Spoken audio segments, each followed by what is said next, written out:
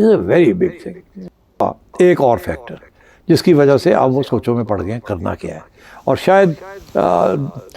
شاید جس قسم کی وہ اٹیک کرتے ہیں فائنلی کرنی تو پڑے گی, جس قسم کی وہ اٹیک کرتے ہیں کیا پاکستان جب رسپانس کرے گا تو اس کے بعد بات وہیں رک جائے گی یا اس کے بعد وہ آگے بڑھے گی کہ نہیں, یہ بھی سوال کھڑا ہو گیا.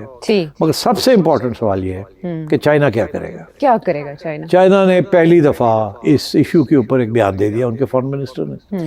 اس کے فارن منسٹر نے کہا کہ چائنا کے لیے, پاکستان چائنا کے لیے بڑی اہمیت رکھتا ہے اور ہم پاکستان کی ساورنٹی اور انٹیگریٹی کو پروٹیکٹ کریں گے. اب چائنا کے لیے یہ کہنا بہت بڑی ڈیولپمنٹ ہے کہ آج تک چائنا نے اس قسم کا اسٹیٹمنٹ نہیں دیا.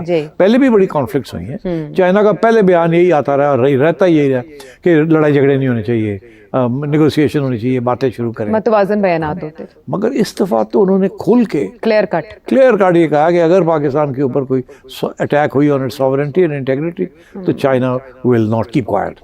اب China will not keep quiet is a very big thing. غالب ہمیں نہ چھیڑ کہ پھر جوش اشک سے